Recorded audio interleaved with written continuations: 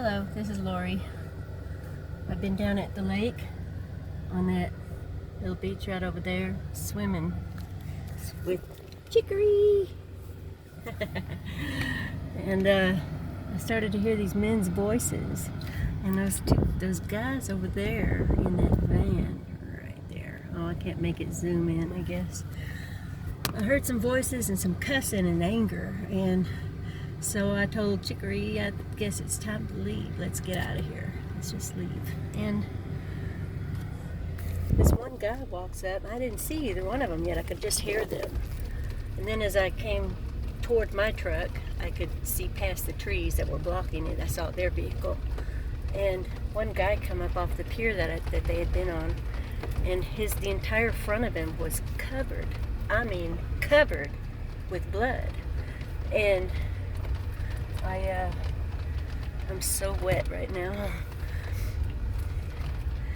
But he said, man, I just, my buddy got sucker punched in the nose, and I just gave him a hug, and this is how bad he's bleeding. I said, I'm trying to get him to go to the hospital. And I said, well, I think you need to go jump in that lake and get yourself cleaned off too, brother, or they're going to put you on a stretcher because you look like you're bleeding out. So he did that. And then he came out and he said that they were at a store buying some stupid sticks. He said cigarettes, of course. But they were buying stupid sticks. And he said that these are both white guys. And he said that this black guy just right out of the blue for no reason sucker punched him. And he didn't know if he was wearing brass knuckles or something. He said because the guy's nose was just gushing. Now I know you get punched in the nose or you run into something in the nose. Your nose will bleed like a spout. But this is what he said to me. And I just continued to pack up my dog and dry us both off as much as I could. And as I'm wearing shorts and a tank, so my shorts are still pretty wet. And now we're leaving. We're leaving the beach after we were having a good time too. I could have stayed a little longer, but I guess it's time to go anyway. But gee whiz. I'm on Preston Peninsula, near my home, opposite side of the highway from my home. Place called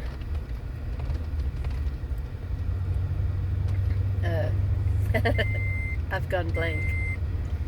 Anyway, I need to put my seatbelt on. Hold on a second. Oh, my towel is blocking the way. Of course, I could just let it beep. It'll stop beeping after 50 times. I counted.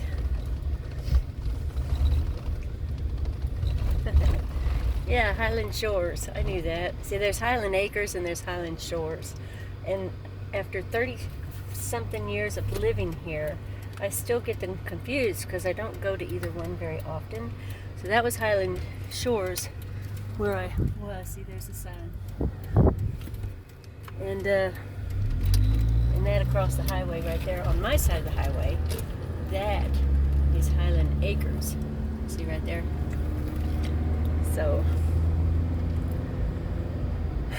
but there's no good place to swim in Highland Acres unless you own a house that backs up to the lake. But I do not.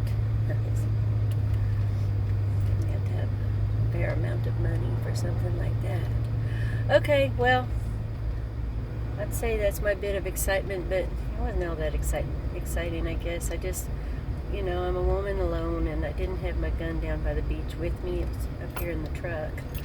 And the distraction of making sure that my puppy is okay if there was trouble, I just thought it best to go ahead and leave. Now I'm driving into my own neighborhood. This is Glen Ellen. I don't know who that is in my neighborhood. Who is that in my neighborhood? They've been building houses right and left in here. Really ticks me off. Because it used to be woods. Look at that. There's one. And yeah, it's a nice enough looking house, but it used to be forest. There's another one. They just built that in the last year and a half. And there's a family living in there. Used to be forest. They put in a road here that didn't used to be there. There's another new house. They're cropping up all over the place. And all this used to be just woods so thick you could hardly walk through them. And right back there where we just drove past, where I had found a line of Bigfoot tracks, the best one of which I had casted. I showed that to some of you. But yeah, I'm on my road now. So yeah, I want to move away because there's too many humanoids around here. But I'm having some difficulty. You know, you collect 36, 37 years worth of crap. It's a little overwhelming, especially with all the things that have been happening to me lately. I've had a hard year. This has been the hardest year of my life.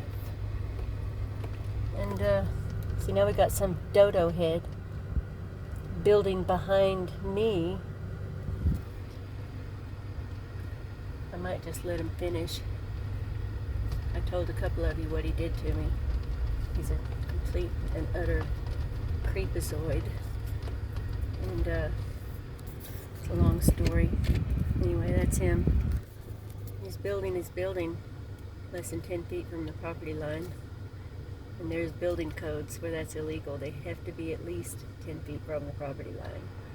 So, and I'm not talking to him. I am not going to approach that man.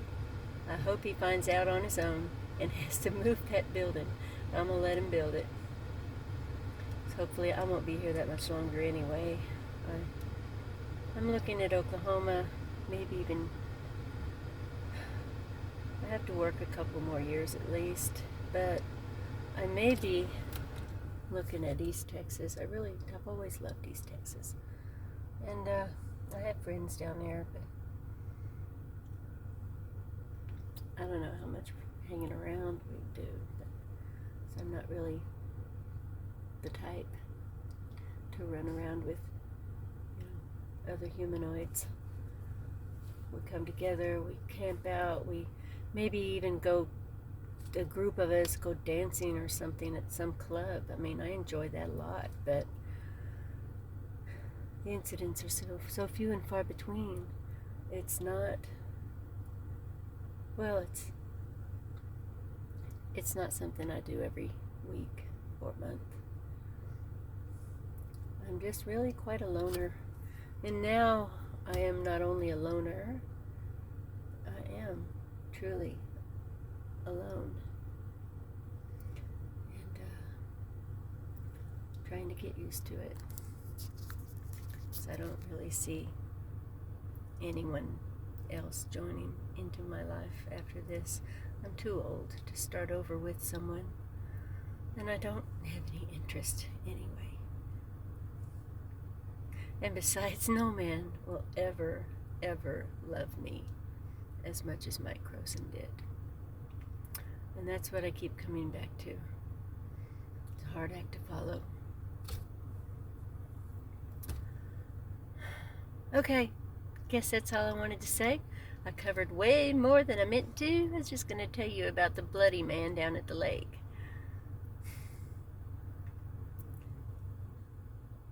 But I guess that's just one sign that I do get a little bit lonely sometimes. Because see, I'm talking. And I don't know if anyone's listening. But I'm talking. And somehow, there's a certain satisfaction just in the release of words. And now I'm done. Over and out.